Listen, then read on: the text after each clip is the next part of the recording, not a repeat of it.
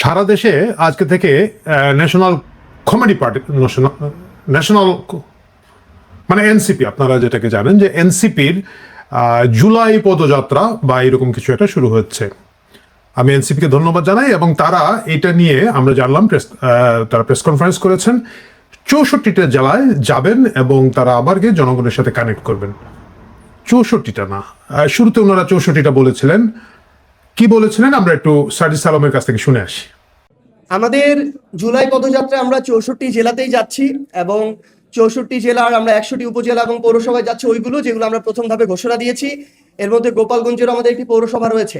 দেখুন, আমরা গোপালগঞ্জ আমাদের বাংলাদেশের একটি অন্যতম একটি জেলা এবং আমরা মনে করি যে সেখানে যারা রয়েছেন আমাদের সেই ভাই বোনেরাও আমাদের এই বাংলাদেশটাকে আমাদের কাঙ্ক্ষিত জায়গায় দেখতে চায়। সেখানকারও এমন অনেক ভাই বোন রয়েছেন যারা আমাদের এই জুলাই সক্রিয়ভাবে অংশগ্রহণ করেছেন। সো আমরা এইভাবে একটা জেলাকে আলাদাভাবে একটা কর্নার করা, আমরা এই প্রক্রিয়াটাতে যেতে চাই না যেটা এর আগে ছিল। হ্যাঁ, মনে হলো 64টার কথাই বলেছেন, কিন্তু আমরা একটু পরে পত্রিকায় দেখলাম যে তারা প্রেস কনফারেন্স করার 2 ঘন্টা পরে তারা সিদ্ধান্ত নিয়েছেন তারা 6টি জেলা যাবেন না, স্পেশালি গোপালগঞ্জে যাবেন না। আমাদের আসলে স্মরণশক্তি খুব ভালো না। অনেকেই চিন্তা করবেন যে হঠাৎ করে এই গানটা কেন তারা সেখানে যাবেন না। যারা এই কথাটা ভুলে গেছেন তাদের জন্য এখন আমরা একটু জানিয়ে রাখি, গত বছর একই সময়ে তারা জুলাই মাসে গোপালগঞ্জে গিয়েছিলেন। একটা জেনারেল ওয়াকারের জিঘাংসা মেটানোর একটা পরিকল্পনা থেকে এনসিপি সেখানে গিয়েছিল। কিভাবে জিঘাংসা মেটানোর পরিকল্পনা? কারণ খুবই স্পেসিফিকভাবে গোপালগঞ্জকে, যেটা বঙ্গবন্ধুর গ্রামের বাড়ি, শেখ হাসিনার গ্রামের বাড়ি বা তাদের হোম ডিস্ট্রিক্ট, সেটার লোকজনকে উত্তপ্ত করার যত ধরনের চেষ্টা আছে সেগুলো আগে থেকে করা হয়েছে।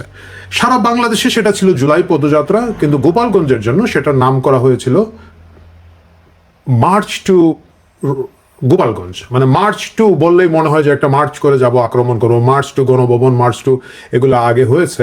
সুতরাং তারা এক ধরনের ওয়ার ডিক্লেয়ার করে, যুদ্ধ ঘোষণা করে তারা সেখানে গিয়েছিলেন। এবং তাদের যারা সম্মতি উৎপাদন করেন, তাদের যেগুলা টেলিভিশনে বা অন্যান্য মিডিয়ায় ইউটিউবে কথা বলে থাকে, তারা বিভিন্ন সময় যে 32 গুড়িয়ে দিয়েছি, এখন টুঙ্গিপাড়া গুড়িয়ে দিব, এই আওয়াজটা কন্টিনিউ দিচ্ছিলেন। এবং মুজিববাদ খেয়ে ফেলবো, মুজিববাদ ধ্বংস করে ফেলবো, এগুলো এনসিপি নেতারা দীর্ঘদিন ধরে বলে তারপরে তারা গোপালগঞ্জ গিয়েছিলেন। এই যে তারা এত যুদ্ধাবস্থা নিয়ে গোপালগঞ্জে গেলেন, তাদের সাথে সেনাবাহিনী, পুলিশ ইত্যাদি ইত্যাদি সকল প্রশাসন মিলে গেলেন। তারপরে রেজাল্টটা কি হয়েছিল, আসুন সেই রেজাল্টটা আমরা আবার একটা ভিডিও দেখে স্মরণ করি।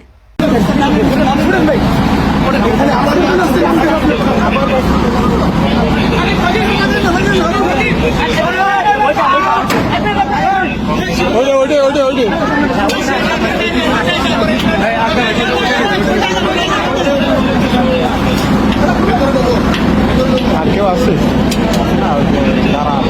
যারা আপাতত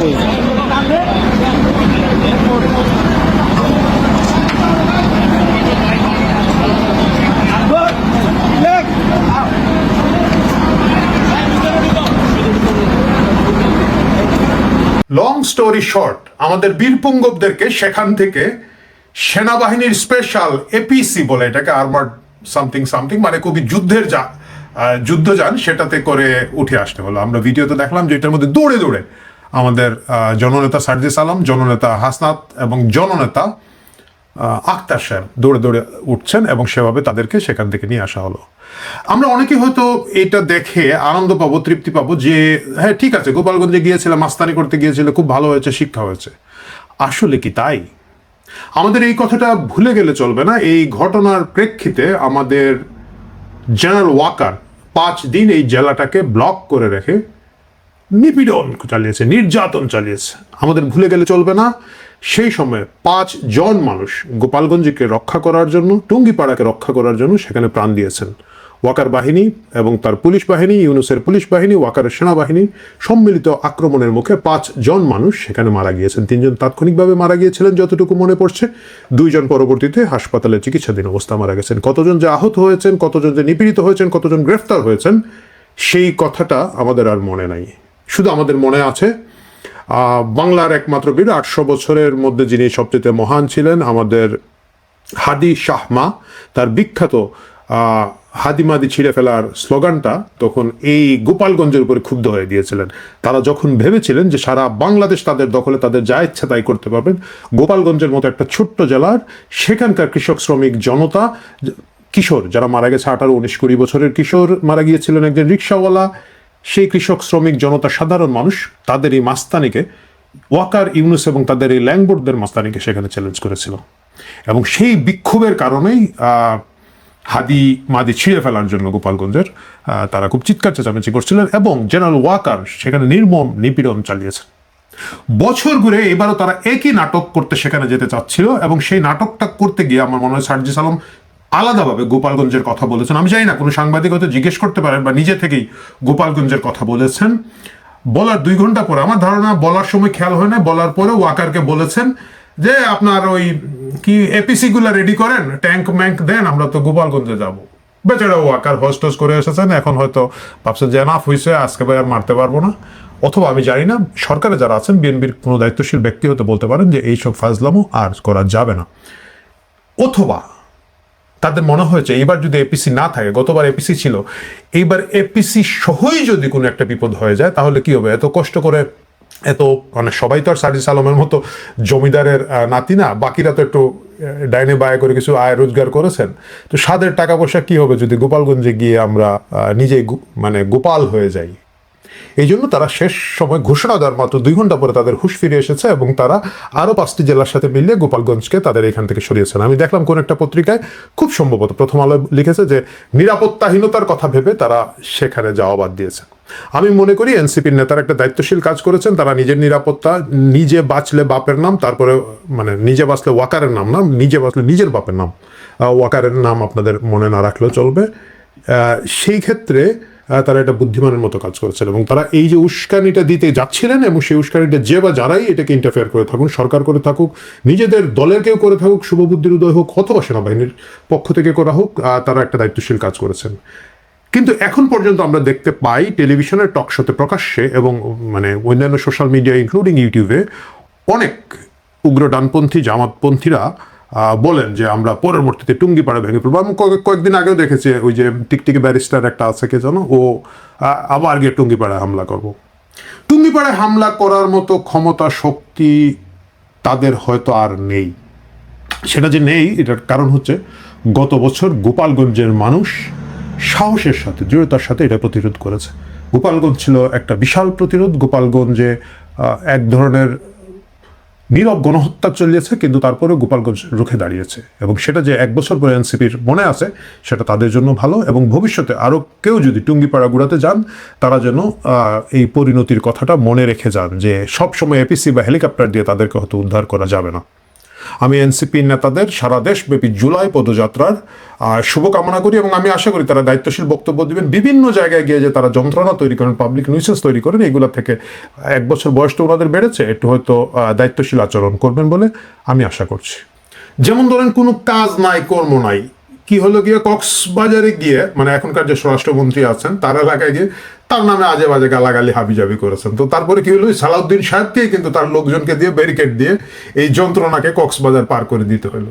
আমরা ঢাকায় দেখলাম মির্জা আব্বাসের মতো একজন লোক, যাকে আমি অন্তত পক্ষে আমরা আমাদের ছোটবেলা কিশোরবেলা দেখেছি, তারা এরশাদ বিরোধী আন্দোলনে তখন অনেক ইয়াং ওনারা ছিলেন, ঢাকার মেয়র ছিলেন, পরবর্তীতে তার এলাকায় তিনি একজন সম্মানিত ব্যক্তি দীর্ঘদিন ধরে, তাকে নিয়ে ক্রমাগত উত্তক্ত করা, ট্রল করা। আমি বলছি না যে রাজনীতিতে আপনি প্রতিপক্ষের বিরুদ্ধে কিছু বলবেন না, প্রতিপক্ষের বিরুদ্ধে বলবেন, নির্বাচন করবেন, কিন্তু তা ছিল না। একেবারে ওই যে ছাগল চোর একটা আছে, আসিফ নজরুলের ছাগল চুরি করে নাসিরউদ্দিন পাটোয়ারি ক্রমাগত প্রতিটি কথা এই লোকটাকে ট্রোল করতে করতে এই বয়োবৃদ্ধ লোকটাকে একেবারে মানসিকভাবে অসুস্থ করে ফেলেছে এবং উনি দীর্ঘদিন ধরে এখন বাইরে চিকিৎসা নিচ্ছেন, শুনলাম ভালো আছেন। কিন্তু এই যে মানুষকে উত্তক্ত করা, মানুষকে যন্ত্রণা করা, মানে রাজনীতি করা এক কথার, পাবলিক নিউসেন্স তৈরি করার যে একটা টেন্ডেন্সি এই ন্যাশনাল সিটিজেন পার্টি বলতে, না যাই হোক, ওই ন্যাশনাল কমেডি পার্টি বলে না যাই বলুন, তাদের যে আছে, এইটা যেন তারা এইবারও না করেন। কারণ দেশটা এক ধরনের শান্তি এবং স্থিতিশীলতার ভিতর দিয়ে যাওয়ার একটা পরিকল্পনা আছে। লোকজন টায়ার্ড, এক্সস্টেড, অর্থনীতির অবস্থা খুব চ্যালেঞ্জের, লোকজন চাচ্ছে এই সময় এই ধরনের উস্কানি তারা যাতে আর না দেন তাদের এই পদযাত্রায় গোটা জুলাই মাস ধরে, সেটাই তাদের কাছ থেকে আশা করবো। এবং এই দায়িত্বশীলতা যদি তারা পালন করতে ব্যর্থ হন। কক্সবাজারে সালাউদ্দিন সাহেব তাদেরকে উদ্ধার করে দিতে পারেন, গোপালগঞ্জে ওয়াকার তাদেরকে উদ্ধার করে দিতে পারেন, কিন্তু তাদেরকে মনে রাখতে হবে তাদের বড় দাদা ডক্টর ইউনূস এবং তার সরকার এখন সরকারে নাই। হয়তো বিএনপি গোটা বাংলাদেশে সেই পরিমাণ নিরাপত্তা তাদেরকে দিতে পারবে কিনা আমার সন্দেহ, এবং সাধারণ মানুষের সাহস অনেক বেড়ে গেছে। বিভিন্ন জায়গায় গিয়ে তারা যদি এখন ধরেন ক্ষমতাসীন বিএনপি আছে ভাই, তাদের তো পাওয়ার এখন অনেক বেশি। আপনি যদি সালাউদ্দিন সাহেবের মতো অন্য জায়গায় গিয়ে আরেকটা মন্ত্রীর নামে কিছু বলেন, আপনারা যে এপিসি চড়ে ফেরত আসতে পারবেন বা পাহারা দিয়ে ফেরত আসতে পারবেন, হেলিকপ্টার দিয়ে ফেরত আসতে পারবেন, এই নিশ্চয়তা কিন্তু নাই। সুতরাং দায়িত্বশীল আচরণ করুন, দেশকে শান্তি রাখুন, এটা আশা করি। এবং গোপালগঞ্জ মাথা থেকে ঝেড়ে ফেলুন, কারণ এটা আপনাদের নিরাপত্তার জন্য ভালো, এবং ভবিষ্যতে আরও অনেকগুলো গোপালগঞ্জ যা হবে সেগুলো এড়িয়ে চলাটা আপনাদের বুদ্ধিমানের কাজ। প্রিয় দর্শক, আজকে শেষ করার আগে আমি শ্রদ্ধাভরে স্মরণ করছি গোপালগঞ্জের সেই 5 শহীদকে, যারা তাদের প্রাণের বিনিময়ে তাদের জেলার সম্মান রক্ষা করেছিলেন। যে জেলায় বহিরাগতরা গিয়েছিলেন আক্রমণ করার জন্য, মার্চ টু গোপালগঞ্জ বলে তারা রুখে দাঁড়িয়েছেন, এবং যারা আহত হয়েছেন তাদের প্রতি শ্রদ্ধা। আমি জানি না আওয়ামী লীগের যে নেতারা আছেন তারা এই 5 শহীদ পরিবার এবং অন্যান্য আহতদের খোঁজখবর নিচ্ছেন কিনা। যদি না নিয়ে থাকেন, আমি এই ভিডিওর মাধ্যমে দৃষ্টি আকর্ষণ করছি আপনারা এই কাজটা করুন। সাধারণ মানুষ অকাতরে আপনাদের জন্য প্রাণ দিবে, কিন্তু আপনারা দায়িত্বশীলভাবে যদি সেটাকে মূল্যায়ন না করেন, তাহলে সেটা খুবই দুর্ভাগ্যজনক অবস্থা হবে, এবং সেটা আপনাদের জন্য কোনো শুভ ফল বয়ে আনবে না।